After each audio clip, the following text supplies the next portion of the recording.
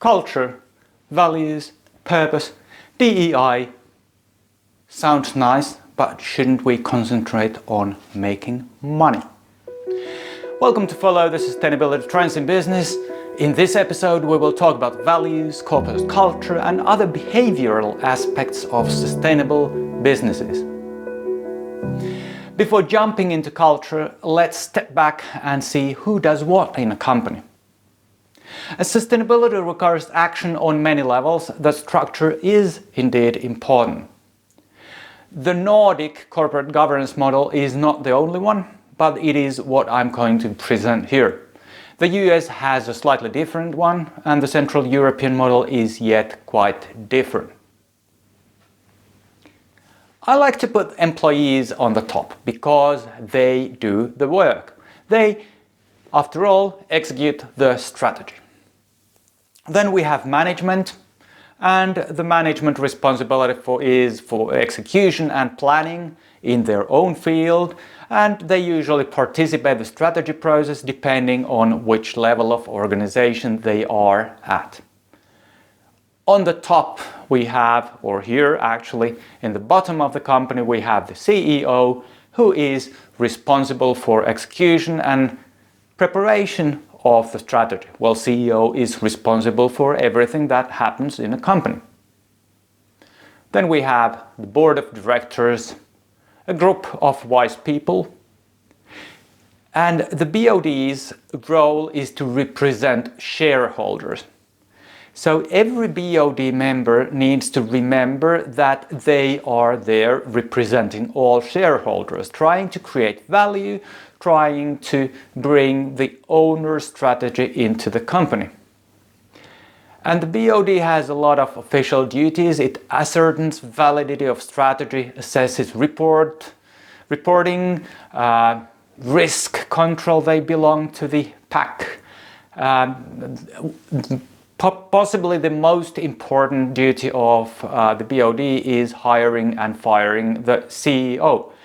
For more information on how this happens in listed companies, you can, for example, have a look at the corporate governance code, which is at cgfinland.fi. That's of course a Finnish code, but most Nordic countries have similar codes. And then, who is the boss of the board of directors is of course shareholders.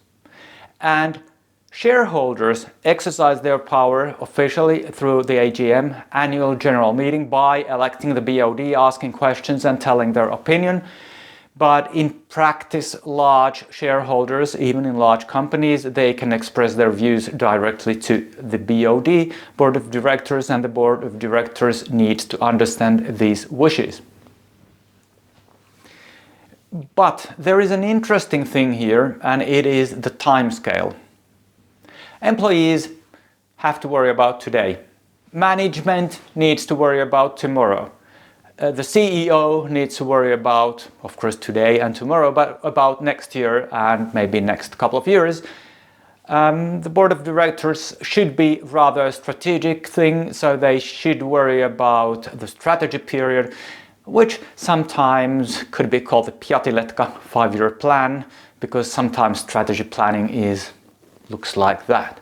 And then we have possibly the owners who may have a multi-decadal view. The strategy forms, and this varies a bit from one company to another, but usually it forms around management, CEO, and BOD. So usually the CEO has a strong view on the strategy, which is prepared by the management group and other managers in the company, and it is then polished with the BOD, and the BOD gives input on that, and then it is iterated to become the final strategy, but the process varies from company to company. And there might be input from employees and also, of course, from owners, in the sense that the BOD has to understand what the owners want. But where is sustainability? That was strategy. All players here have their role in creating sustainability. Employees have the everyday sustainability. practical things from recycling to maintaining standards to following the rules to giving their input to trying to make their own work more sustainable. And in many companies you have something called the voice of people or activism. So if you have employees who are active in improving sustainability, then they can give their ideas, which are then possibly incorporated into common ways of working. The management then oversees all this, keeps the topic on top, makes sure that it is something that everyone talks about, and of course actively seeks ways of improving it in their own field. The CEO must embed sustainability into everything. They have to find ways to build it into strategy, and of course they have to oversee everything that happens in company as a CEO does. Board of Director, the duties are sort of following, so keeping updated on strategic sustainability trends in the world, and of course the options there are. The BOD oversees administration and reporting as belongs to the BOD duties anyway, and aligns remuneration and sustainability. So whenever there are remuneration things, giving extra bonuses to anyone in the company, then the BOD should be aware of how these systems are aligned with sustainability targets. And then, well, the theory, and of course that is the beautiful theory, I'm not saying that this always happens in all companies, but the theory sort of breaks down here because we get down to owners. The previous levels were easy to see how things should ideally be. In practice, something else, but owners may be anything between 0 and 100, because you may have dispersed shareholders, so that you don't actually have any owners, anyone who has the voice of an owner in the company, or who would be value-based or anything. So, and then you may have an owner, you can identify an owner, and that owner may have a very strong view on how sustainability should be built. So this all depends on ownership strategy, and this is something that the strategy books or sustainability books seldom mention. And now we bump into a sticky problem, timescale. As I said, the timescale is different for employees, different for management, different for CEO, different for BOD, and possibly different for owners. So as sustainability may need very long-term investment, something that doesn't pay back in a couple of years. And of course, if you need to make a disruption, you need to disrupt something in your strategy or even pivot your business model, who will be the driving force? Well, of course, CEO could be, but the CEO primarily worries about today and tomorrow. There are CEOs who are able to figure out what will happen 20 years from now, but they are far and few between, and that is usually not the main task, because the CEO needs to worry about today and tomorrow. The board of directors has a longer perspective, or at least should have a longer perspective. I'm not saying that all boards would be worrying about 2040, very few do actually, but still, the career of a board member is shorter than investment time span in many disruptive cases. So there is a lot on the table of the BOD, a lot of regulatory stuff and risk management and so on, even without worrying about future. And then we have the owner, but as I said, it depends on the owner. What is the time span? Is it daily trading? Then it's a shareholder, not an owner. Generations for a family owner. And also, what is the capability of the owner to sort of take the risk associated with disruptions? It's very difficult to say. So this is a true practical problem. Who has the very long perspective? Well, there are a couple of possible solutions. One solution is that we build our strategy around sustainability. And the thing is that once we have built our strategy around sustainability, then the law of conservation of momentum keeps it there. It won't change because, well, it is there. But how does it end there? in the first place? Why do we have it there? Well, another solution, corporate culture embracing sustainability. Culture is important, so if it embraces sustainability, the sustainability is taken into account. But this is sort of like circle of reasoning, because how can you build such culture? And then, of course, we can talk about values. If sustainability is one of the core corporate values, it belongs to everything. Well, easy to say, but what on earth are corporate values? Indeed, what is culture and what are values? We talk about them a lot, and we all have an intuitive view on this. Unfortunately, we all have a different view on this. There is a lot of scientific literature and many different definitions available. Great. Unfortunately, the definitions are contradictory. So, instead of trying to define values and culture in a very precise way, let's use our intuition instead. I show now a number of statements, and I ask you to think of every one of them, whether you agree, whether you think that it might be true, or whether you think that, no, that's not going to be true, you disagree. First, many companies have two sets of values. The ones printed on expensive paper, and the ones in everyday operations. Purpose is the most important driver of corporate culture. Businesses can use values to express similarity with customers. The most important values are the ones that are not obvious. The only real value is the shareholder value, money. Values are reflection of the culture. Corporate culture is a reflection of core values. Values are permanent and immutable. Companies do not have values, people do. Companies should take a clearer role in society, especially when shaping the future.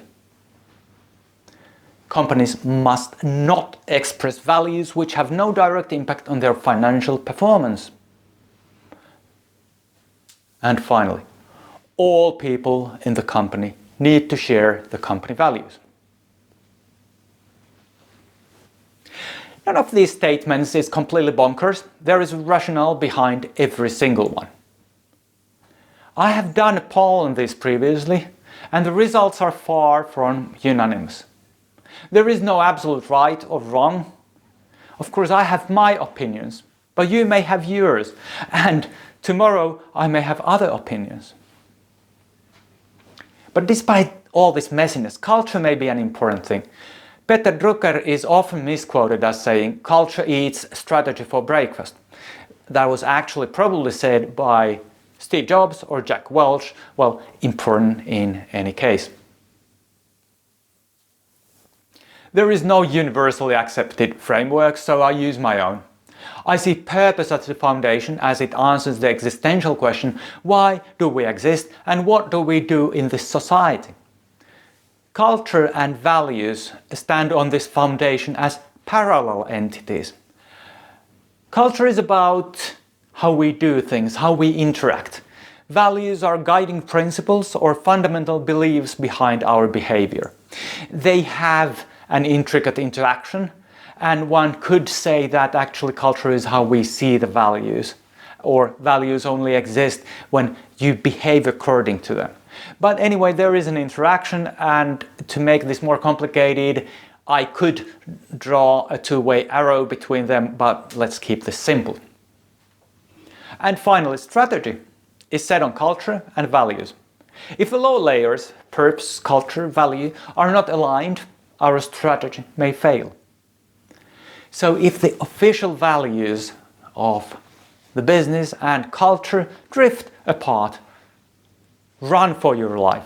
It's going to collapse. Success then balances on strategy. Of course, this is not sufficient to create a successful company because there is execution, which did not fit in the picture, even though it probably should.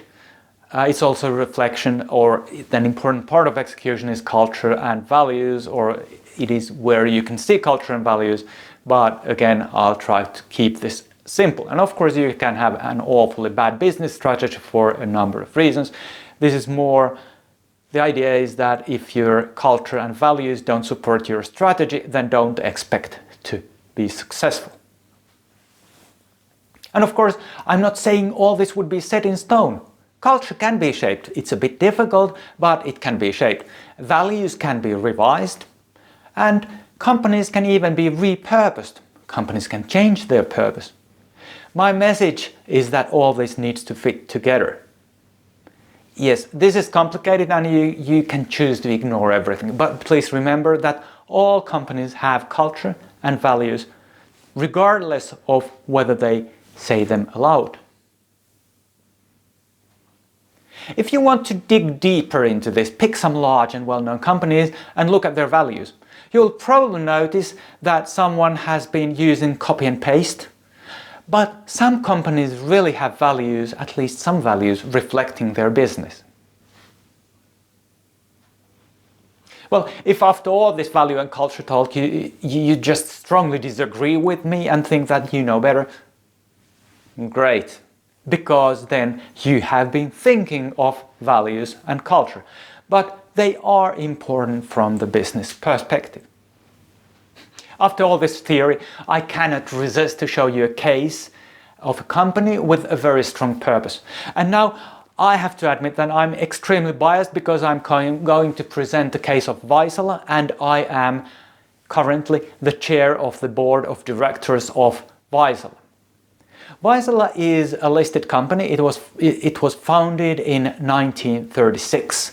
And it's manufacturing measurement instruments, providing measurement information and creating data services, intelligence built on that information. It has two big business areas, and one of them is weather and environment. Over half of the world's meteorological professional observations are carried out with Vaisala instruments, and then industrial measurements. For example, if there is a car battery manufacturer, it is almost certainly using Vaisala's humidity measurements in the process. Vaisala is a listed company, and last year, 2023, sales were 540 million euros and EBIT, so the profit before taxes, was 67 million euros. And it has a very strong purpose. Anne, you have a very nice job title. You are the Chief Sustainability and Strategy Officer at Vaisala. Did I get it right? Yes, you did, Ville. So, sustainability and strategy, they're sort of like two different things. How do you combine them? Why this combination? Well, actually, when you think about sustainability, it needs to be at the heart of business. Previously, we have had sustainability maybe part of the finance function, perhaps part of marketing, or perhaps part of corporate affairs and public affairs. But that's not actually very sustainable, is it? If it's kind of detached from the core operations and from the core strategy. And what strategy is, that's a bridge to the future. So strategy is about building a bridge from present to the future. And when we want to build sustainable businesses, we have to put strategy and sustainability together. And I envision that in the future we'll actually see more roles combining strategy and sustainability and combining sustainability and innovation, because we all need to be involved in this sustainable business building effort. But this sounds like you're saying that sustainability is not a separate function in a company. Spot on. Spot on. So sustainability is actually, when we take it seriously, it is something that needs to be truly embedded in the business. So when thinking about what type of business we want to be in the future, what type of handprint we want to have in the future, you cannot do that without thinking about the strategy. So meaning what type of business we will be in the future, and therefore I think these functions, actually sustainability and strategy, go very naturally hand in hand. Okay, fair enough. But Vaisala has a very, very bold purpose for a company. What was it again? Yes, so at Vaisala we are taking every measure for the planet. And that means that it has a kind of a double meaning. Well, at least to my, it sounds like a purpose for an environmental activist group. Well, we are a business in Vaisala, and we are in a business here for the long term, and we are in a business in order to make the planet better and to enable instruments and intelligence for climate action. And that is kind of the taking every measure for the planet embodies what we do at Vaisala.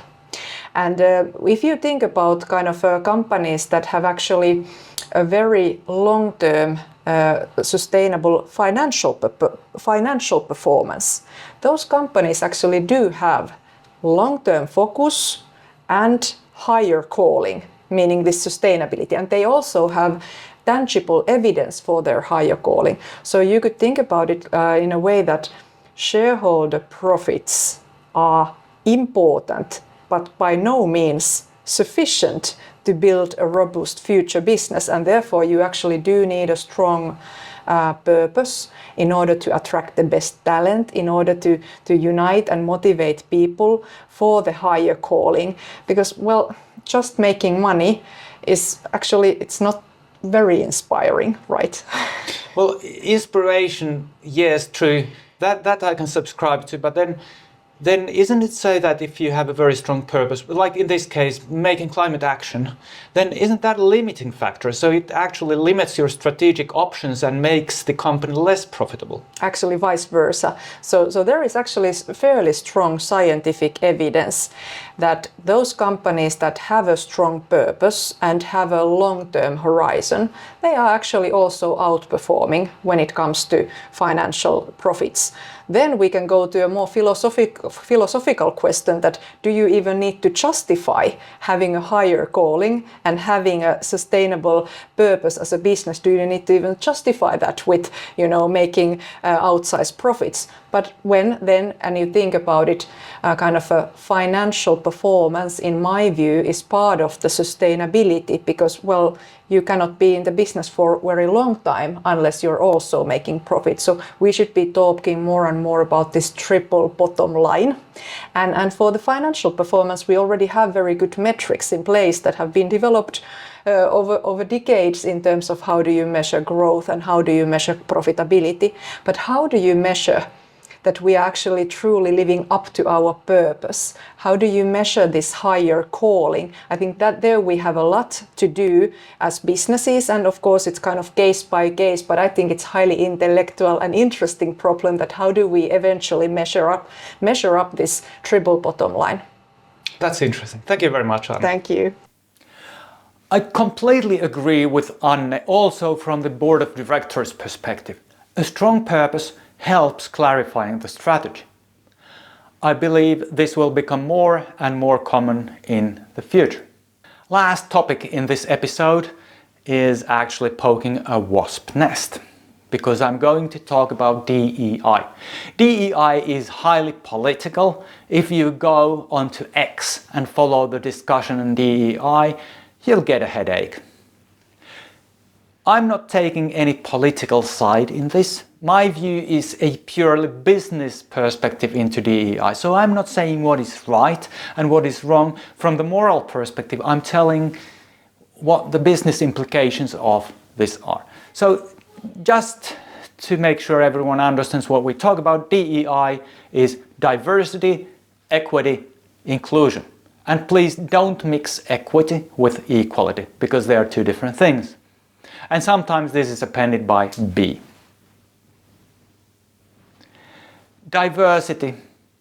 There are a lot of different perspectives to diversity. We can talk about ethnicity, we can talk about gender, age, educational background, sexual orientation, or even neurodiversity. So we have a lot of different people among us, and diversity is the idea of including all of them into whatever we do. And the obvious benefits here is, of course, that you have a larger talent pool. For example, if you decide that I'm not going to hire any foreigners, then you actually just, decided that your talent pool is 1 per mil of what it could be. And you can get more perspectives into solving problems if you have different people in a team. Well, there is a downside. And the downside is that with diverse teams you need more effort for cooperation, because biologically we are geared towards cooperating with people who resemble ourselves, whom we find easy to interact with. And the business perspective is that diversity is great, but maximizing diversity just for diversity's sake may not be useful. And it is very important to look at different parameters. Looking at a single parameter like age or gender or ethnic background, it may lead to suboptimal results. It's a puzzle and you have to find the right pieces for the puzzle. But please use the big bag of pieces instead of the small bag of pieces.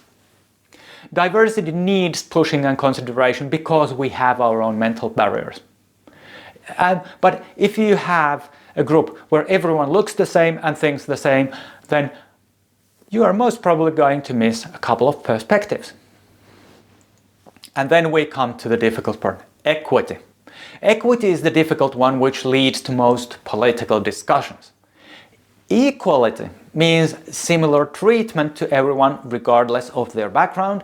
Equity is about providing sufficient resources for everyone to succeed. So sort of, if you have a challenging background, then you need a bit more resources to be at the same level with others when it comes to succeeding. And here, equality is easy to define. Equal treatment. But the obvious challenge with equity is that it's not well defined. How much extra resources should a business use to support a person who needs extra support? And for how long? There is a positive side of diversity and the negative side of using more resources. Zero more resources is a very tough choice. So saying that we talk about equality, we're not talking about equality.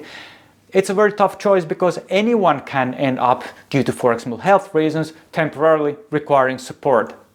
And of course, saying that no additional resources to different people means that we are limiting our diversity. But then again, business is business and there is a limit to resources that can be allocated to a single individual with special needs.